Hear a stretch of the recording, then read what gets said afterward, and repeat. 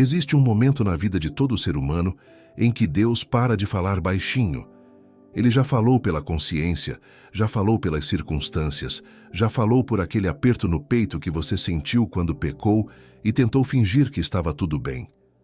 Mas chega uma hora em que o Senhor levanta a voz, não para gritar, mas para dizer, com a autoridade de quem criou os céus: chega.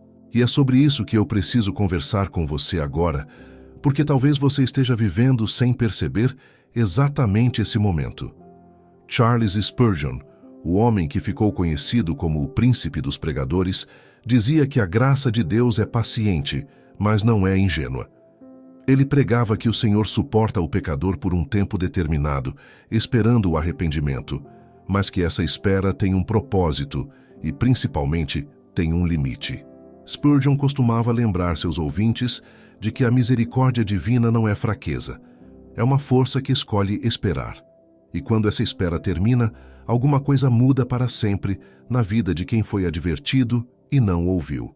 Você já parou para pensar por que certas portas simplesmente fecham? Por que aquele relacionamento que você tanto queria manter começou a esfriar sem explicação? Por que aquele emprego, aquela oportunidade, aquela pessoa começaram a se afastar de você bem na hora em que você mais precisava? Às vezes não é o diabo atrapalhando, às vezes é Deus tirando. E Ele tira porque decidiu na sabedoria dele que não vai mais tolerar certas coisas na sua vida. Isso não é um Deus cruel, é um pai. E todo pai que ama de verdade sabe a hora de dizer não. Sabe a hora de tirar o brinquedo perigoso da mão do filho, mesmo que o filho chore, grite e bata os pés no chão.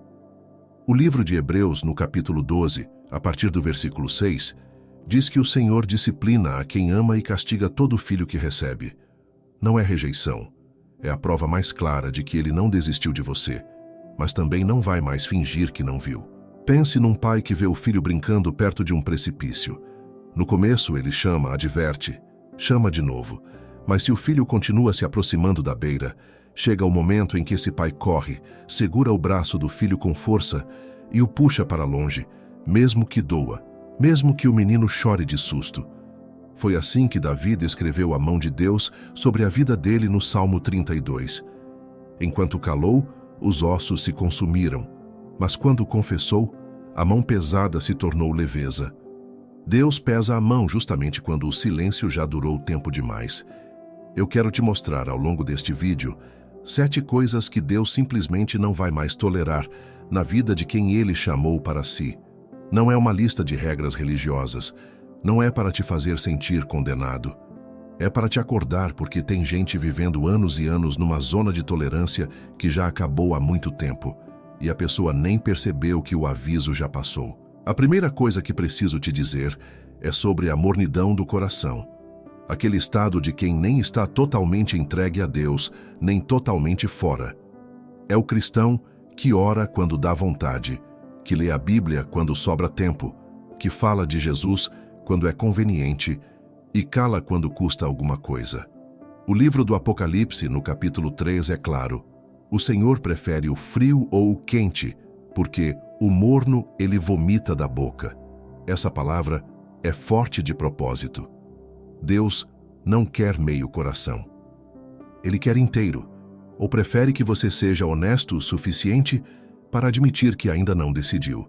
E entenda uma coisa, essa mornidão engana mais do que qualquer outro pecado, porque ela se disfarça de equilíbrio. A pessoa morna acha que está sendo sensata, que está sendo moderada, quando na verdade está apenas evitando o compromisso que Deus está pedindo.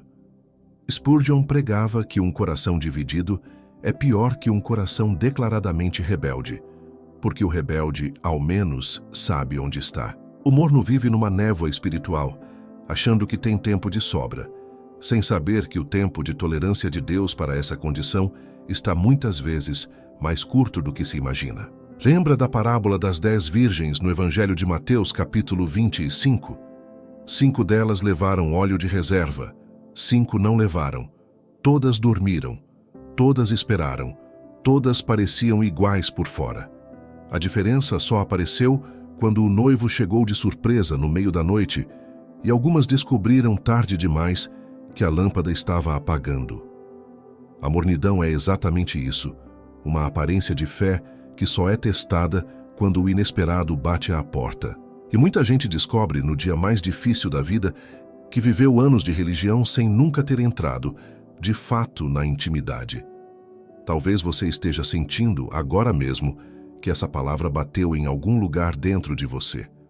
Talvez você reconheça esse morno, essa indecisão, esse ainda não é hora que você repete para Deus há anos. E se for esse o caso, eu preciso te dizer, isso não é o fim, é o aviso. Deus ainda está falando, ainda está batendo, mas Ele quer ver movimento, quer ver decisão, quer ver você sair dessa zona confortável de morno e escolher de uma vez de que lado você está. Nas próximas partes, eu vou te mostrar as outras 6 coisas que o Senhor decidiu não tolerar mais. E algumas delas vão doer, porque a verdade costuma doer antes de curar. Mas eu preciso te pedir uma coisa antes de continuar. Se você já sentiu que esse vídeo está falando diretamente com você, se esganado, inscreva-se agora mesmo no canal. Isso ajuda demais o nosso trabalho a alcançar mais gente que precisa ouvir essa palavra. E garante que você não perca nenhuma das próximas mensagens que Deus vai usar para confrontar e curar o seu coração. E enquanto você caminha nessa jornada de se aproximar mais de Deus, eu preciso te contar sobre um material que tem transformado a vida de milhares de pessoas que, assim como você, sentiram que a intimidade com o Senhor esfriou e precisavam de um caminho prático para voltar a arder por dentro. É o nosso guia, 21 dias para restaurar sua intimidade com Deus. Não é mais um e-book cheio de teoria bonita. É um roteiro diário, feito com cuidado e com propósito, para te levar passo a passo de volta ao lugar secreto da presença de Deus, aquele lugar onde a oração deixa de ser obrigação e volta a ser conversa, onde a palavra deixa de ser leitura e volta a ser vida. Se o seu coração está cansado dessa distância, esse guia está esperando por você no link fixado no primeiro comentário. 21 dias podem ser o começo da restauração que você tanto pediu a Deus em silêncio. Agora vem comigo, porque a segunda coisa que Deus não vai mais tolerar tem a ver com algo que a maioria das pessoas esconde até de si mesma. A segunda coisa que Deus decidiu não tolerar mais é o rancor guardado debaixo do sorriso. Tem gente que aprendeu a esconder tão bem a mágoa que nem ela mesma sabe mais onde guardou. Sorri na igreja, cumprimenta com educação, ora em voz alta pedindo bênção sobre a vida de todo mundo, mas por dentro carrega uma lista. Uma lista de quem magoou, de quem traiu, de quem prometeu e não cumpriu, de quem feriu e nunca pediu perdão. E o pior é que essa lista vai sendo alimentada em silêncio, dia após dia, até que ela se torna maior do que a própria fé. Jesus contou uma parábola que incomoda até hoje. No Evangelho de Mateus, capítulo 18, ele fala de um servo que devia uma fortuna ao seu senhor. O senhor, cheio de compaixão, perdoou tudo, mas esse mesmo servo, ao sair, encontrou um colega que lhe devia uma quantia pequena e o agarrou pelo pescoço, exigindo o pagamento imediato. Quando o senhor soube, ficou indignado e entregou o servo aos torturadores até que pagasse tudo. E Jesus termina a história com uma frase que deveria assombrar cada um de nós. Assim também fará convosco o meu Pai Celestial, se do coração cada um não perdoar ao seu irmão. Você já parou para pensar quanto tempo você tem passado sendo torturado por dentro por causa de uma dívida que você mesmo se recusa a cancelar? Porque é exatamente isso que a falta de perdão faz. Ela não prende a pessoa que te machucou. Ela te prende. Ela vira uma cela invisível onde você revive a mesma cena, a mesma frase, o mesmo gesto, dia após dia, ano após ano, enquanto a outra pessoa muitas vezes nem se lembra mais do que fez. Deus não está pedindo que você finja que nada aconteceu. Ele não está pedindo que você volte a confiar em quem te traiu, nem que você haja como se a dor nunca tivesse existido. Perdão não é isso. Perdão é a decisão de entregar a Deus o direito de cobrar, porque só Ele tem sabedoria e justiça suficientes para lidar com quem te feriu. Romanos capítulo 12. É claro quando diz que não devemos vingar-nos, mas dar lugar à ira de Deus, porque a Ele pertence a vingança e Ele mesmo retribuirá. Tem um detalhe nessa história de Mateus 18 que quase ninguém repara. O primeiro servo tinha uma dívida impossível de pagar, algo próximo de bilhões em valores de hoje, e foi perdoado inteiramente, sem parcelamento, sem condição. Já a dívida do segundo servo era pequena, quase insignificante perto da primeira, e ainda assim ele não conseguiu deixar passar. Isso mostra uma coisa dolorosa sobre o coração humano. Quanto mais esquecemos o tamanho do que Deus já perdoou em nós, mais difícil fica perdoar o pouco que os outros erraram contra nós. É fácil pedir perdão a Deus de madrugada, chorando, prometendo mudar, sentindo o alívio de saber que Ele apagou tudo, sem cobrar juros, sem guardar registro. Mas assim que a luz do dia volta e alguém erra contra você, a mesma pessoa que recebeu perdão de graça vira cobradora implacável. Isso não é hipocrisia proposital na maioria das vezes, é esquecimento. A gente esquece o tamanho do buraco de onde Deus nos tirou e, por isso, trata pequenas dívidas alheias como se fossem imperdoáveis. Talvez você esteja lembrando agora mesmo de um nome. Talvez seja um pai que nunca disse que te amava, uma mãe que comparou você com os irmãos a vida inteira, um marido que traiu a confiança, uma amiga que espalhou o que você contou em segredo, um filho que virou as costas depois de tudo que você fez. E talvez, só de pensar nessa pessoa agora, seu corpo tenha reagido. O peito apertou, a respiração mudou, alguma coisa dentro de você se revoltou só de ouvir o nome. Isso é sinal de que a ferida ainda está aberta.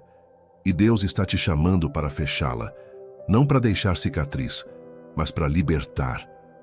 Marcos, no capítulo 11, traz uma instrução que Jesus deu logo depois de ensinar sobre orar com fé para que as montanhas se movam. Ele disse: "E quando estiverdes orando, se tendes alguma coisa contra alguém, perdoai, para que também vosso Pai, que está nos céus, vos perdoe as vossas ofensas." Repare a ordem das coisas. Jesus não separa fé para milagre de perdão pelo coração. Ele coloca as duas coisas juntas, como se dissesse: sua oração não vai muito longe enquanto você estiver arrastando essa mágoa atrás de si. E não confunda perdão com fraqueza.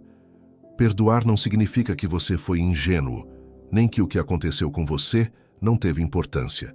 Significa que você é forte o suficiente para não deixar que a maldade de outra pessoa continue ditando o rumo dos seus dias. A pessoa que te feriu já pode ter seguido a vida dela, esquecido completamente do que fez, enquanto você continua ali, presa, revivendo. Não faz sentido você pagar 2 vezes por um crime que só ela cometeu. Existe também aquele tipo de rancor mais silencioso ainda, o que a gente guarda contra Deus.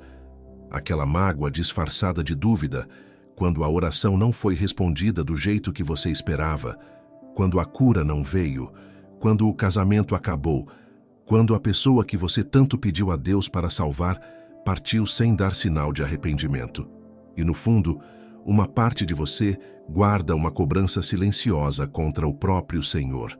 Isso também precisa vir à luz, porque Deus prefere a sua sinceridade doída do que a sua religiosidade fingida. Conheço histórias de pessoas que passaram anos sentadas no mesmo banco de igreja, cantando os mesmos hinos, levantando as mãos no mesmo momento do culto e, por dentro, carregando uma pergunta nunca respondida: Senhor, por que o Senhor deixou aquilo acontecer comigo? Elas nunca fizeram essa pergunta em voz alta, porque acharam que perguntar seria falta de fé. Mas Jó fez perguntas assim, capítulo após capítulo, e Deus não o repreendeu por perguntar. Deus respondeu. O que ele não tolera não é a pergunta sincera, é a mágoa disfarçada que finge estar tudo bem enquanto o coração apodrece por dentro. Se alguma coisa dessa parte tocou um lugar dentro de você, não empurre esse sentimento para debaixo do tapete de novo. Leve isso para o quarto, feche a porta e converse com Deus sobre esse nome que ainda dói. Ele já sabe. Ele só está esperando que você também admita. E existe uma terceira coisa, talvez ainda mais escondida que essa primeira, mais difícil de admitir, até mesmo em oração, que o Senhor decidiu confrontar na vida de quem Ele realmente ama. A terceira coisa que Deus não tolera mais é o orgulho que se disfarça de força. Não estou falando daquele orgulho óbvio, do tipo que humilha os outros na frente de todo mundo. Estou falando de um orgulho mais sutil, mais educado, o tipo que aprendeu a se vestir de virtude. É o orgulho de quem nunca admite erro, de quem sempre tem uma justificativa pronta, de quem prefere quebrar um relacionamento a dizer as palavras "eu estava errado". É o orgulho espiritual, aquele que se compara com os outros e, por dentro, se acha um pouco mais fiel, um pouco mais dedicado, um pouco mais merecedor da bênção do que o irmão que está do lado. Provérbios capítulo 16, versículo 18, traz uma frase que qualquer pessoa que já caiu de um lugar alto conhece de cor. A soberba precede a ruína, e a altivez do espírito precede a queda. Repare que o texto não fala de uma possibilidade distante, de algo que talvez aconteça. Ele fala de uma ordem quase automática das coisas, quase uma lei natural do espírito. Onde entra a soberba, a queda já está a caminho. É só uma questão de tempo. E o mais perigoso é que a pessoa orgulhosa quase nunca se enxerga como orgulhosa. Ela se enxerga como forte, como determinada, como alguém que simplesmente não é de ficar se explicando. Tem um tipo de orgulho que é ainda mais perigoso do que o orgulho comum, o orgulho espiritual. É quando a pessoa começa a medir sua proximidade com Deus pela distância que ela consegue colocar entre ela e os outros. Eu não sou como fulano, que só vai à igreja no Natal. Eu não sou como ciclana, que vive postando bobagem nas redes. E aos poucos, sem perceber, essa pessoa começa a rezar como o fariseu da parábola contada por Jesus no Evangelho de Lucas, capítulo 18. Deus, te agradeço porque não sou como os outros homens. Enquanto isso, o publicano do outro lado do templo nem ousava levantar os olhos batendo no peito, pedindo apenas misericórdia. E Jesus é claro sobre qual dos dois desceu justificado para casa. Não foi o que se achava melhor. Você já reparou como é mais fácil perdoar um pecado grosseiro do que perdoar alguém que fere o seu orgulho? Isso acontece porque o orgulho dói de um jeito diferente. Ele mexe na nossa imagem, no que os outros pensam de nós, na posição que a gente acha que merece. E é justamente aí que Deus decidiu não tolerar mais. Porque enquanto o orgulho estiver no trono do coração, não sobra espaço nenhum para Deus governar de verdade essa vida. Tiago, no capítulo 4 do seu escrito, traz uma frase que resume tudo isso. Deus resiste aos soberbos, mas dá graça aos humildes. Resiste. Essa palavra pesa. Não é que Deus simplesmente ignora o orgulhoso. Ele resiste. Ele se posiciona contra. E não existe pior lugar para se estar do que na direção oposta à de Deus, mesmo que por fora tudo pareça estar dando certo. Pense em Nabucodonosor, o rei que construiu um império, e olhando para a grandeza da Babilônia, disse a si mesmo que tudo aquilo tinha sido feito pela força do seu próprio braço. No mesmo instante em que essas palavras saíram da boca dele, uma voz veio dos céus, anunciando que o reino tinha se afastado dele. E o rei mais poderoso da terra passou a viver como animal do campo, comendo capim, até reconhecer que é o Altíssimo quem domina o reino dos homens e o dá a quem ele quer. Essa história está registrada no livro de Daniel, capítulo 4, e ela existe para nos lembrar de uma verdade incômoda. Não importa o tamanho da sua conquista, ela nunca foi só sua. E não pense que essa é uma história distante, de um rei antigo que viveu há milênios. Essa história se repete, em escala menor, dentro de casas comuns, em vidas comuns. Repete-se no empresário que esquece quem abriu as portas que ele nunca conseguiu abrir sozinho.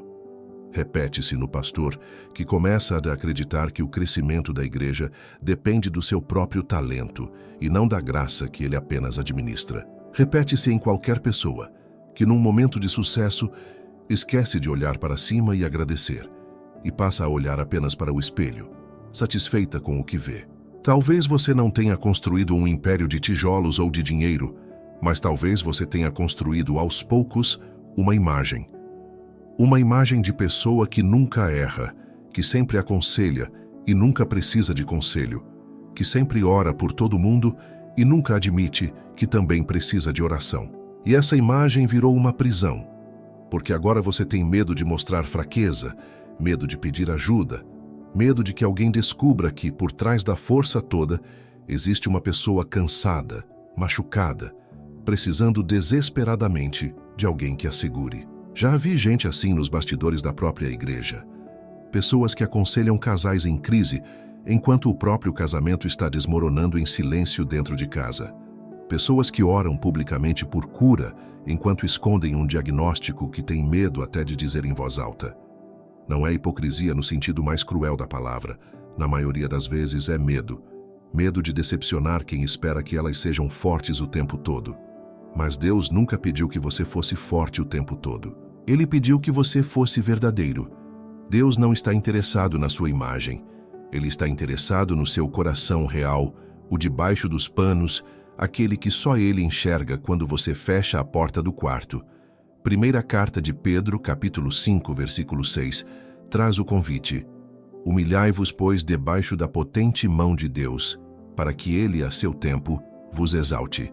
Repare que humilhar-se não é se rebaixar sem motivo, é reconhecer diante de Deus que você não tem tudo sob controle, que você também precisa de socorro, que a força que você mostra para o mundo às vezes é só uma máscara bem construída. E o convite que fica nesse ponto da nossa conversa é simples e ao mesmo tempo difícil. Você consegue agora mesmo admitir diante de Deus alguma coisa que você nunca admitiu em voz alta? Alguma área da sua vida onde você tem agido com mais orgulho do que fé? Não precisa ser em público. Pode ser num sussurro no fundo do coração. Mas precisa ser sincero, porque é exatamente ali que a graça de Deus encontra espaço para entrar. E há uma quarta coisa, ligada de perto a esse orgulho escondido, silenciosa e traiçoeira, que tem destruído por dentro a vida de muita gente que por fora parece ter tudo resolvido. A quarta coisa que Deus não tolera mais é a vida dupla. Aquela distância enorme entre o que a pessoa mostra no domingo e o que ela vive de segunda a sábado, escondido, trancado, guardado a 7 chaves. É o hábito secreto que ninguém sabe. É a conversa que não devia estar acontecendo, mas continua acontecendo escondida no celular. É o vício que a pessoa jura, toda semana, que vai abandonar, e toda semana volta, um pouco mais fundo, um pouco mais preso. É aquele pecado que já virou rotina, mas que a pessoa trata como se fosse só uma fase, um deslize, algo que logo, logo vai passar. Provérbios, capítulo 28, versículo 13. É direto ao ponto. O que encobre as suas transgressões nunca prosperará, mas o que as confessa e deixa alcançará misericórdia. Repare que o texto não condena quem pecou. Ele condena quem encobre. Existe uma diferença enorme entre cair e esconder a queda.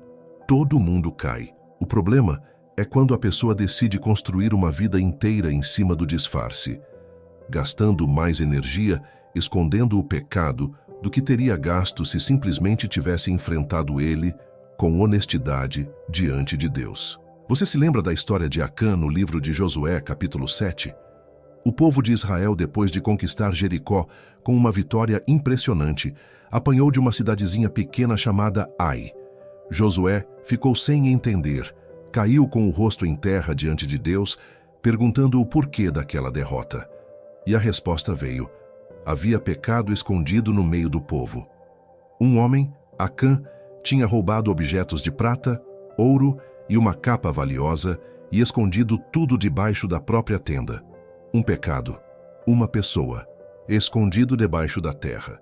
E isso foi suficiente para travar o avanço de uma nação inteira. Repare num detalhe importante dessa história. Acã não era um estranho no meio do povo. Era israelita, tinha atravessado o Jordão em terra seca junto com todo mundo. Tinha visto as muralhas de Jericó caírem diante dos próprios olhos. O pecado escondido não é privilégio de quem está longe de Deus. Às vezes é justamente quem está mais perto, quem serve mais, quem conhece mais a palavra, que carrega debaixo da própria tenda alguma coisa que nunca devolveu, nunca confessou, nunca deixou ir embora. Eu preciso te fazer uma pergunta difícil agora, e peço que você seja honesto ao respondê-la, mesmo que só dentro do próprio coração. O que você anda escondendo debaixo da sua tenda? Que área da sua vida você trata como assunto encerrado? Como se Deus não estivesse vendo? Como se o fato de ninguém mais saber tornasse aquilo menos grave? Porque a história de Acã nos ensina algo desconfortável. O pecado escondido não fica parado. Ele trava. Ele impede avanço. Ele explica muita oração que parece não subir, muita porta que parece sempre fechada, muita vitória que devia vir e nunca chega. E o mais triste é que a vida dupla sempre começa pequena. Ninguém acorda um dia e decide viver uma mentira completa. Começa com uma desculpa, depois vira um hábito, depois vira uma rotina bem organizada e calculada, com horários certos, com estratégias para não ser descoberto, com uma habilidade impressionante de mentir olhando nos olhos de quem ama. E a pessoa vai se acostumando tanto com essa dupla identidade que às vezes ela mesma se confunde sobre qual das duas é a verdadeira. A que aparece no culto de domingo ou a que vive trancada no quarto durante a semana. Já ouvi relatos de líderes que caíram assim. Começou com uma curiosidade boba, um clique que não devia ter dado, uma mensagem que podia ter sido ignorada. Ninguém planeja destruir a própria família ou o próprio ministério. Isso acontece devagar, decisão pequena depois de decisão pequena, até que um dia a pessoa olha para trás e não reconhece mais o caminho que percorreu. Gálatas, no capítulo 6, traz uma lei espiritual que ninguém consegue driblar, por mais esperto que seja. Não vos enganeis, Deus não se deixa escarnecer, pois tudo o que o homem semear, isso também ceifará. Você pode enganar seu cônjuge por anos, pode enganar sua igreja, seus pais, seus filhos, seus amigos mais próximos. Mas existe uma colheita que ninguém escapa, e ela sempre vem, mais cedo ou mais tarde, do jeito que menos se espera. Talvez você esteja assistindo esse vídeo agora, e o coração esteja disparado, porque alguma coisa dessa parte descreveu exatamente a sua realidade. Talvez você tenha uma tenda, um lugar escondido, onde guarda aquilo que sabe que precisa devolver, precisa confessar, precisa entregar. E talvez o medo maior não seja nem de Deus, seja das pessoas. Medo de decepcionar, medo do julgamento, medo de perder a posição, a reputação, o respeito que levou anos para construir. Mas eu preciso te dizer uma coisa que talvez ninguém tenha te dito com clareza. Deus já sabe. Ele sabia antes mesmo de você esconder. Não existe surpresa nenhuma para ele nessa história toda. A única surpresa possível é a sua, no dia em que descobrir o tanto que ele já sabia. E ainda assim continuou te chamando, continuou abrindo espaço, continuou esperando que você tivesse coragem de trazer aquilo para a luz. O Salmo 66, no versículo 18, traz um alerta sério que vale a pena parar e ler devagar. Se eu tivesse guardado iniquidade no meu coração, o Senhor não me teria ouvido. Não é que Deus pare de amar quem tem pecado escondido. É que a comunhão fica quebrada, a oração fica sem resposta. A intimidade, que já era frágil, vai se esfriando até que a pessoa nem sente mais vontade de orar, porque no fundo sabe que existe um assunto pendente que ela mesma se recusa a resolver. Sair da vida dupla não é sobre ser perfeito, é sobre parar de fingir, é sobre trazer para a luz aquilo que só sobrevive na escuridão. Porque todo pecado escondido tem medo de uma coisa: ser dito em voz alta, na presença de Deus, sem desculpa, sem justificativa, só verdade nua e crua. E é exatamente aí, nesse momento de confissão sincera, sem retoque, sem meio termo, que a misericórdia encontra espaço para agir. Não existe pecado escondido tão grande que a graça de Deus não alcance, e não existe vergonha tão profunda que impeça um recomeço verdadeiro. O que Deus não tolera mais não é a sua queda, é a sua recusa em levantar as mãos e pedir socorro. Enquanto houver disposição para confessar, ainda há caminho de volta. Agora prepare o coração, porque a quinta coisa que vou te contar tem a ver com algo que muita gente confunde com fé, mas que, na verdade, é o oposto dela. A quinta coisa que Deus decidiu não tolerar mais é a ansiedade disfarçada de responsabilidade. Tem gente que passa a vida inteira controlando tudo, planejando cada detalhe, antecipando cada catástrofe possível, e chama isso de prudência, de zelo, de cuidado. Mas, no fundo, o que existe ali é uma desconfiança silenciosa de que Deus sozinho não dá conta. É a incapacidade de soltar as rédeas, de dormir tranquilo à noite, sabendo que existe alguém acordado, cuidando do que você não consegue nem enxergar. Jesus estava no barco com os discípulos quando uma tempestade violenta se levantou. As ondas batiam com tanta força que a água já invadia a embarcação. E Jesus dormia tranquilo, na popa do barco, enquanto homens experientes entravam em desespero. Eles o acordaram gritando: "Mestre, não te importa que pereçamos?" Ele se levantou, repreendeu o vento, disse ao mar que se aquietasse e depois virou para os discípulos com uma pergunta que ecoa até hoje: "Por que sois assim tão medrosos? Ainda não tendes fé?" Essa passagem está no Evangelho de Marcos, capítulo 4. Repare numa coisa importante nessa cena. A tempestade era real. O perigo era real. A água que entrava no barco não era invenção de mente fraca. Deus nunca disse que os seus problemas são imaginação sua. Ele apenas perguntou por quê. Mesmo diante de um problema real, a fé não estava presente. É exatamente aí que muita gente se engana, achando que preocupação constante é sinal de responsabilidade, quando, na verdade, é sinal de que a fé ainda não tomou o lugar que deveria ocupar no coração. Existe uma diferença enorme entre cuidado e controle. Cuidado é fazer a sua parte com excelência e depois entregar o resultado nas mãos de Deus. Controle é tentar segurar cada variável, cada possibilidade, cada "e se", como se a vigilância constante fosse capaz de impedir toda a tragédia.